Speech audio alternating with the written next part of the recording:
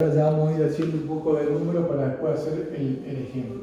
Supongamos que el patrimonio neto de la inversora es de 1.000.000 de pesos, donde el activo es 1.200.000 y donde el pasivo es de 200.000 pesos. Obviamente, ¿sí?, que el patrimonio neto es de 1.000.000 de pesos. O sea, lo primero que tenemos que tener identificado, tenemos que tener los activos y los pasivos identificables, que en principio deberían estar valuados a valores corrientes, ¿sí? Entonces, al momento de la compra pueden surgir en la contabilización varios conceptos. Por ejemplo, puede aparecer la cuenta acciones de otra sociedad, lo que se conoce como el BPP básico, ¿sí? El BPP básico, que sería, el BPP básico sería apropiarse sobre el patrimonio neto, acá vale la pena aclarar, ordinario, porque si el patrimonio neto de la empresa emisora tendría ordinario y preferido, tengo que, por un lado, tomar el ordinario, ¿sí?, desagregar, tomar el total del patrimonio neto, sacar el capital preferido y aplicar el porcentaje de participación sobre el ordinario. Supongamos que 1.000.000 de pesos es el patrimonio neto ordinario, acá no hay acciones preferidas en la empresa emisora, y supongamos que la empresa compra el 40% de ese paquete accionario, ¿sí? ¿Qué puede ocurrir? Que este patrimonio neto, ¿sí?, tenga, por ejemplo, como ocurre dentro de los bienes de uso, esté evaluado a su valor de costo y no a su valor corriente. Entonces, por un lado tengo que tener el BPP básico, que va a ser el 40% del patrimonio neto. Supongamos que la empresa compró el 40% de este paquete accionario y a un costo de 500.000 pesos. 500.000 pesos. Bien, el BPP, repito, en el momento de la compra, el BPP básico es el 40% del patrimonio neto ordinario de la empresa emisora. Entonces, en el activo voy a tener acciones de otra sociedad, ¿no es cierto? En este caso, el 40% de 1.000.000 voy a reflejar en la contabilidad 400.000 pesos. Ahora dijimos que nosotros el costo de esta inversión es de 500.000 pesos. Bien, ¿cuál es la diferencia? En principio la diferencia podría responder a una llave de negocio, porque la llave de negocio es justamente la diferencia entre el precio de la inversión y el BPP de la inversión. Pero acá puede ocurrir, como no, que dentro del activo haya, por ejemplo, bienes de uso que estaban contabilizados a valor de costo. En ese caso, si hay activos que están a su valor de costo, yo tengo que determinar el valor corriente de esos bienes, porque pueden aparecer, por ejemplo, acciones de otra, BPP básico, porque puede aparecer, por ejemplo, acciones de otra sociedad mayor valor, que está dado justamente por la diferencia de la evaluación de determinados bienes que estaban a su costo, pero que hay que determinar a su valor corriente. Por ejemplo, supongamos que dentro de este 1.200.000, ¿sí?, había 200.000 pesos que estaban a su valor de costo, pero que el valor corriente es de 280.000. ¿Eso qué significa? Que en ese caso hay una diferencia de 80.000 pesos entre el valor corriente y el valor del costo. Entonces, en ese caso, la empresa tiene que reflejar ese mayor valor, que sería el 40%, ¿sí?, que sería el 40% de esos 80.000 y reflejarlo en su contabilidad. Por lo tanto, si no hubiese habido esto, la llave de negocio, hubiese sido de 100.000 pesos. ¿Por qué? Porque acá acreditaríamos la forma de pago, que dijimos que a la empresa esta inversión le costó 500.000 pesos. Pero como en este caso hay un mayor valor, la llave de negocio entonces es obviamente la diferencia entre 500.000 menos 432.000. Repito, si no había un mayor valor, la llave de negocio hubiese sido de 100.000. La diferencia entre el precio de la inversión y la evaluación de la inversión en términos de este método.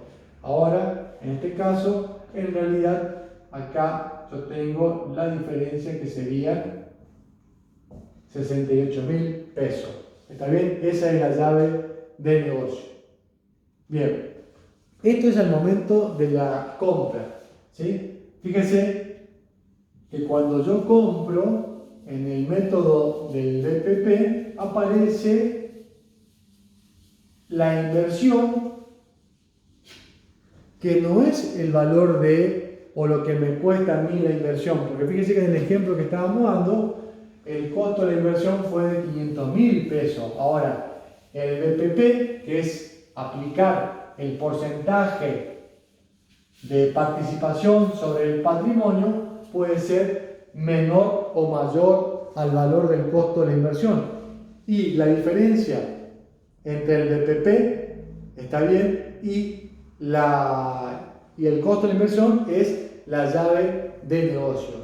Que en el caso que vimos recién, diferenciamos el BPP básico del mayor valor que estaba dado por determinados bienes o activos que no estaban contabilizados a su valor corriente, ¿sí? Y eso fíjese que no es todo. En la contabilización por el método del BPP, como yo le decía, en todo momento, la participación de la inversora tiene que reflejar el porcentaje de la participación, sobre la empresa emisora,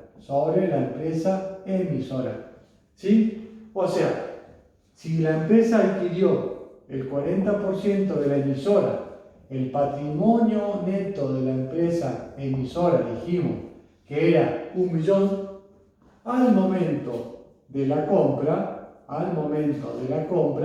dijimos el BPP básico, olvídense ahora del mayor valor, supongamos que es el patrimonio neto, ¿sí? El porcentaje de la inversora que fue al BPP básico, dijimos, y contabilizamos acciones de esta sociedad, BPP básico por 400.000, ¿sí? Bien, ahora, la idea en este método es que la empresa siempre en su contabilidad, en la inversión, refleje el porcentaje, que representa sobre la emisora. ¿Esto qué quiere decir? Supongamos que la emisora, cuando llega al cierre de su ejercicio, obtuvo una ganancia de 200.000 pesos, al cierre, el patrimonio neto de la empresa emisora, en un momento distinto al de la compra, va a tener un patrimonio neto de 1.200.000. ¿Qué quiere decir? Digo que tuvo una ganancia de 200.000. Cuando aplicamos un método tradicional no hacemos ninguna administración. En cambio, acá la inversora se tiene que apropiar de esos resultados, ¿sí? ¿Por qué? Porque tiene el 40%. ¿Qué quiere decir? Que cuando la emisora aumente su patrimonio neto en 200.000 pesos porque obtuvo una ganancia, eso implica una contabilización en la empresa inversora que va a ser el 40% de 200.000. O sea, yo en la contabilidad de la inversora la tengo que aumentar a la inversión en 80.000. ¿Qué asiento voy a hacer? Voy a hacer acciones de otra sociedad, BPP básico, 80.000, a resultado de la inversión, 80.000. Entonces ahora, ¿sí? Registré la inversión tuvo una ganancia la emisora, la reflejo en la contabilidad, la inversión va a quedar ahora, en la contabilidad en 480.000. ¿Está bien? Después, a los 4 meses del cierre, supongamos que esta empresa decide distribuir dividendos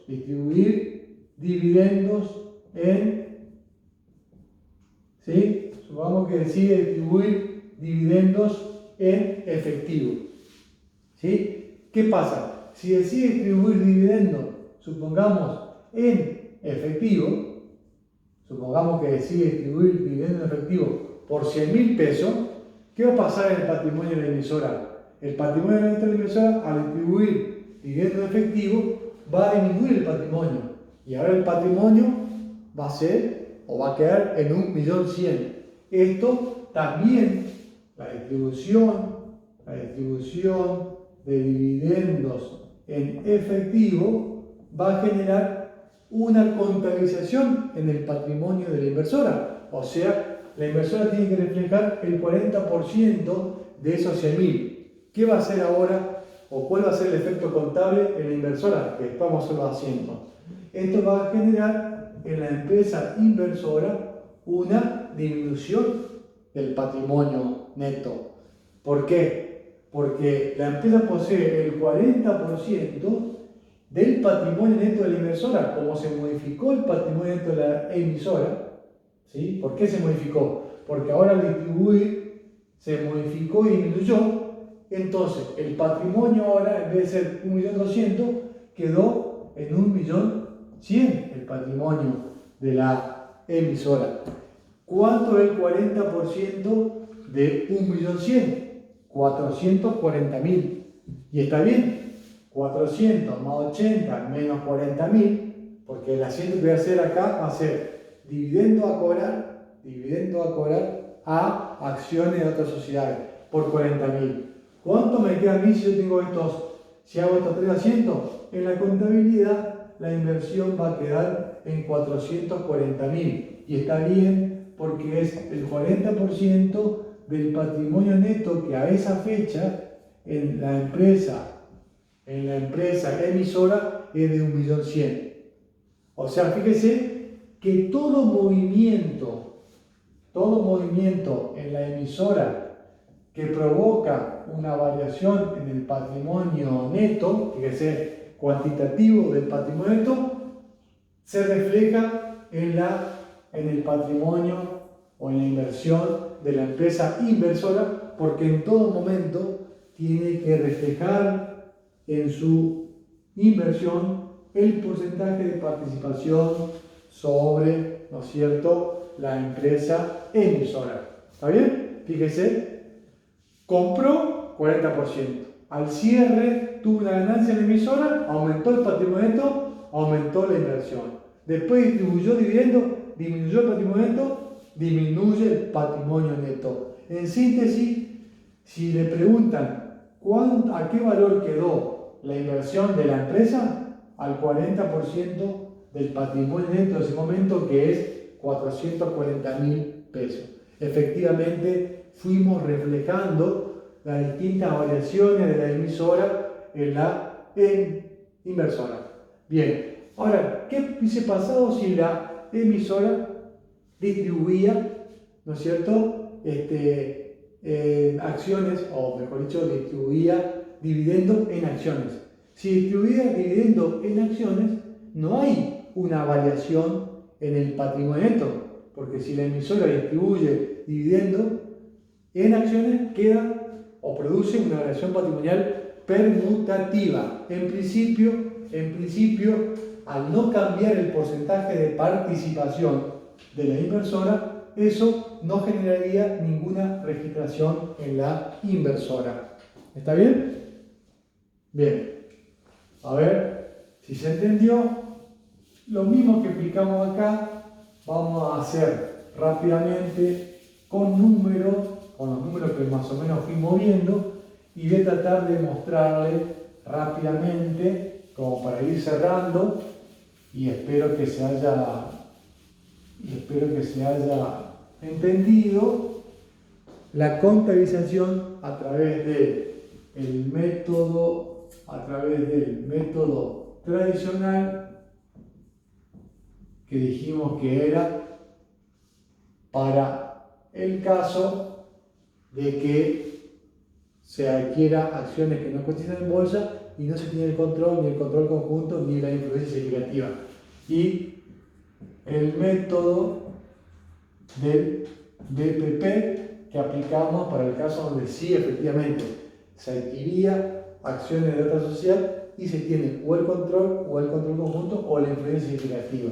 ¿Sí? Vamos a trabajar con el ejemplo que dimos recién. Supongamos, ¿está bien? Yo siempre estoy contabilizando, obviamente, estoy dentro de la contabilidad de la inversora. ¿Está bien? Supongamos que la empresa inversora, dijimos, en primer lugar, hace una compra, dijimos que compra el 40% del paquete accionario de una empresa X, dijimos, esa empresa X, ¿está bien? Voy a poner acá, dijimos, la empresa emisora, que no me interesa a mí, al momento de la compra tenía un patrimonio neto de 1 millón de pesos. Tenía 1 millón de pesos del patrimonio neto. Y la empresa compra el 40% a 500.000 pesos. En la contabilidad, supongamos, ¿no? Porque estamos hablando de 40% que tiene influencia, pero supongamos que habría que contabilizar por el método tradicional esta compra. Supongamos, la registración sería acciones de otra sociedad, se compró al valor de costo 500.000 a, supongamos que pagó con Banco del Charco 500.000. Y en esa contabilidad dijimos que como es método del costo más dividendo, y ahora van a ver, en esta contabilidad la evaluación va a quedar en todo momento a 500.000 pesos. ¿Sí? En cambio, en el método del BPP, supongamos que no hay un mayor valor. En la contabilidad, ¿no es cierto?, del método del BPP, yo voy a poner acciones de otra sociedad, acciones de otra sociedad, dijimos BPP básico, que es el 40% de 1.400.000. Y supongamos que no hay mayor valor, la llave de negocio dijimos 100.000, porque es la diferencia entre el precio de costo, o sea, Banco de Chaco, el costo fue de 500.000 pesos, entonces la diferencia es la llave de negocio. ¿Está bien? Fíjense, en el método tradicional se incorpora sus costos, 500.000 pesos, en el método BPP se incorpora a su valor patrimonial proporcional, que es aplicando el porcentaje de participación sobre el patrimonio. Dijimos que hablamos de preferido, sobre el patrimonio neto ordinario. ¿Está bien? Bien, ese era el momento 1. Este era el momento 1, que era el momento de la compra. Después dijimos, segundo momento, supongamos que es el momento del cierre de la emisora, donde obtuvo, dijimos, una ganancia de 200.000 pesos. En la contabilidad tradicional no hacemos nada, porque únicamente el método tradicional o de costo más dividendo únicamente va a reconocer los resultados sobre los dividendos en efectivo o en especie en el momento en que son asignados, declarados y asignados por la asamblea. ¿Sí? En cambio, en el método BPP, cada movimiento en el patrimonio de la emisora genera una registración. O sea que si la empresa emisora que tenía como patrimonio neto 1 millón, ahora tiene 1.200.000, se tiene que apropiar el 40%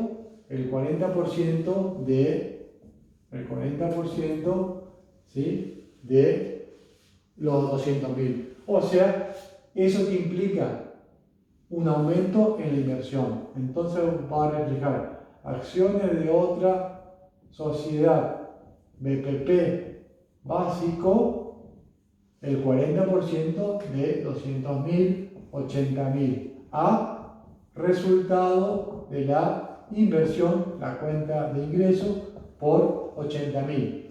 O sea, fíjese, si yo acá sí le pregunto, ¿a qué valor queda reflejado en el método tradicional esta inversión? Al método de costo, 500.000. Ahora, en el método BPP, ¿a qué valor quedó evaluado? Al cierre de la empresa emisora, a 480.000. Cuando hizo la compra, se apropió, ¿sí?, o evaluó a su porcentaje de participación sobre el patrimonio, pero como se modificó el patrimonio en el método BPP, va reflejando. Y a esta fecha, el patrimonio neto de la empresa emisora es de 1.200.000. ¿Está bien? Acciones, 40 más 80, ¿sí?, es 480.000, que sería el 40% de 1.200.000. Y dijimos, ¿qué pasa en tercer momento si la empresa decide distribuir dividendos en efectivo? Supongamos que hace una distribución de dividendos de 100.000 pesos. En la contabilidad tradicional sí va a generar una registración en los dos métodos. ¿Por qué? Porque el método tradicional es método del costo más dividendo. Pero fíjese que no altera la medición contable, que siempre queda el costo.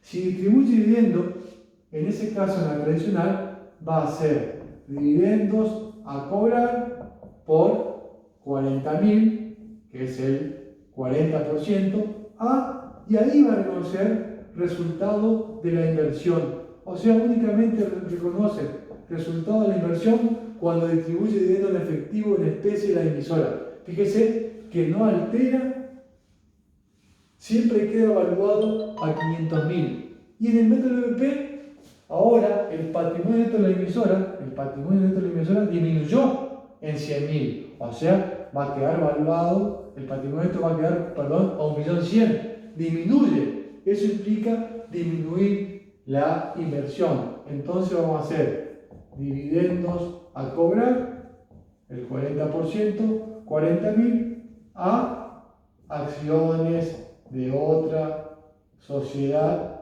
BPP básico, por 40.000. Fíjese, en el método BPP hay una disminución de la inversión porque disminuyó el patrimonio neto de la inversora. O sea, ahora va a quedar evaluado al 40% de 1.100.000, ¿sí? O sea, a 440.000. En cambio, eso no altera para nada en el método tradicional, que siempre queda evaluado al método del costo, ¿sí? Espero que hayan entendido. Y para ir cerrando este ejemplo,